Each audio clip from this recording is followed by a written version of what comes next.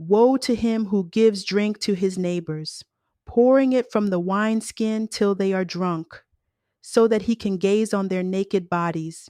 You will be filled with shame instead of glory. Now it is your turn. Drink and be exposed. The cup from the Lord's right hand is coming around to you, and disgrace will cover your glory. The violence you have done to Lebanon will overwhelm you, and your destruction of animals will terrify you. For you have shed man's blood, you have destroyed lands and cities, and everyone in them. A reading from the book of Habakkuk, chapter 2, verse 15 to 17. Welcome to Bible Devotionals for Everyday Living, created and written by Alton Spooner, the author of Bible Devotionals for Everyday Living, now available on Amazon. Thanks for listening. Please share this message with a friend. I'm Alton Spooner. We are here back in the book of Habakkuk. Before we go into today's text, that is chapter 2, verse 15 through 17, let's review. First, who is the prophet Habakkuk? The prophet Habakkuk, well, he's a little known minor prophet of God. However, there's nothing minor about the prophet Habakkuk because he's a prophet to the great God, the God Almighty, the God of the children of Israel. And at this juncture in their history, the children of Israel, the southern kingdom, a demographic group in which the prophet Habakkuk prophecies are directed towards, they're currently corrupt and they're in violation of the Mosaic law system. They are lawbreakers.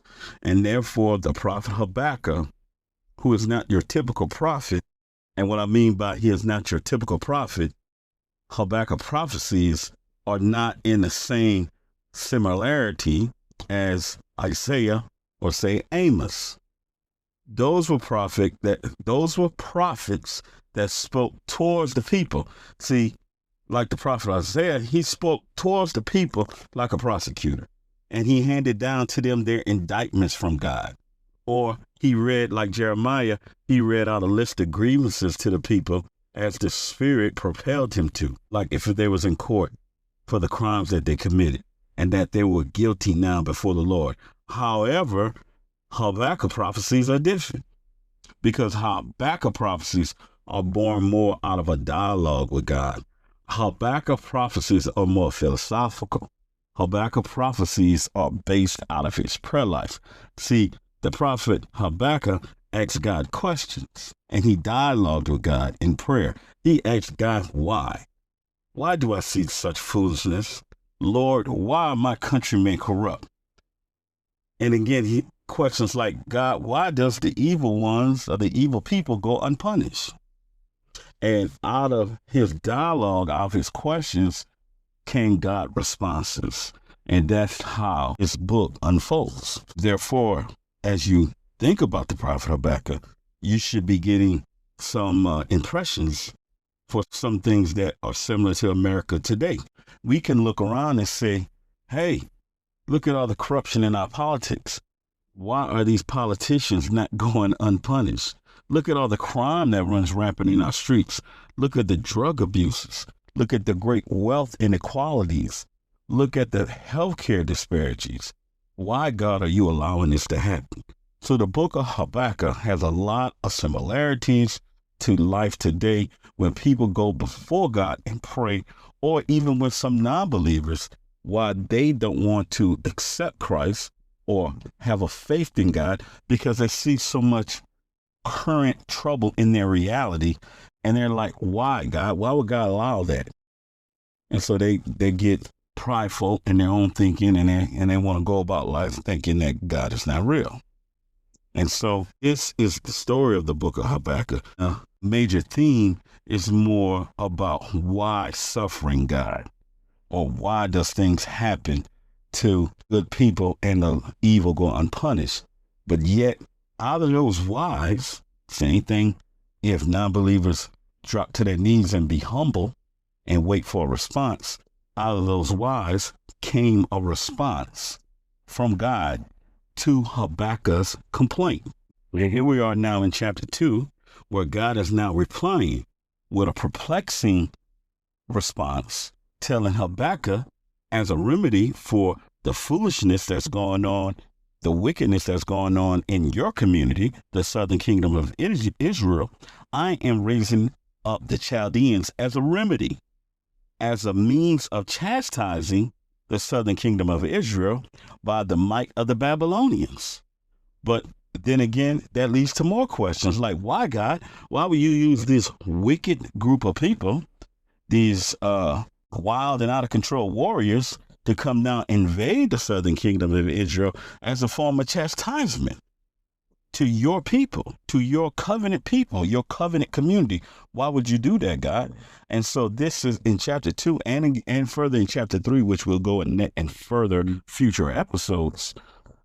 Why does God allow all this to happen? Why does he use a more wicked people to chastise another wicked people? And as we get down to verse 15, our text for today, God is using the Babylonians to chastise the southern kingdom of Israel. He now conveys to Habakkuk what the Chaldeans will be condemned of, how their foolish behavior in the process of invading Judah, how they will be condemned for it. And so now in verse 15, we have a list of behaviors that describes the Babylonians and their conduct of invading or being the occupying force in the southern kingdom of Israel. However, these behaviors don't just fit in the Babylonians. We can also take God's description of the Babylonians here in chapter 15, and we can see how it applies throughout history. It reverberates across time, because invading armies throughout history tend to be cruel to those they occupy. Let me read verse 15. Verse 15 reads, and I'm reading out of the New Living Translation, "What sorrow awaits you who make your neighbors drunk? You force your cup on them so you can gloat over their shameful nakedness." Or here it is out of the NIV. "Woe to him who gives drink to his neighbor, pouring it from the wineskin till they are drunk, so that they can gaze on their naked body." So what we see here in verse 15 is a form of humiliation. And this is something that occupying forces do to those who they occupy. They humiliate them. And invading armies throughout history, they tend to be cruel to those who they occupy. And in their arrogant behavior, the Babylonians offered strong drink to those who they conquered, and then they gazed on their naked bodies, or maybe even committed some kind of sexual atrocities to the female population of the people who they occupy. But that doesn't just end in history with the Babylonians. And sometimes it's not strong drink, it's drugs. Think about the Opium Wars between Britain and China, how the Chinese were humiliated with a drug, not necessarily a drink. But then even in our own country, in America, how the Native Americans were given firewater, alcohol, spirits, as a part of their humiliation once they were rounded up and placed on reservations. Or let's move further into the future. Think Abu Ghraib, or Abu Ghraib. I may be pronouncing it wrong. Forgive me if I am.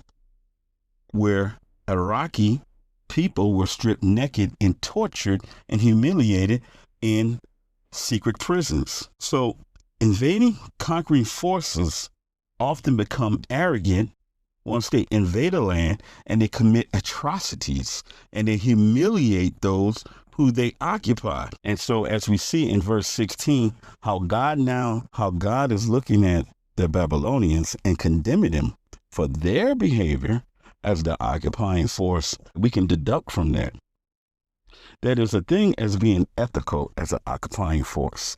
There's a thing, and there's all kind of international laws crafted that often are violated in today's world, as we see what's happening in West Asia right now, in Gaza.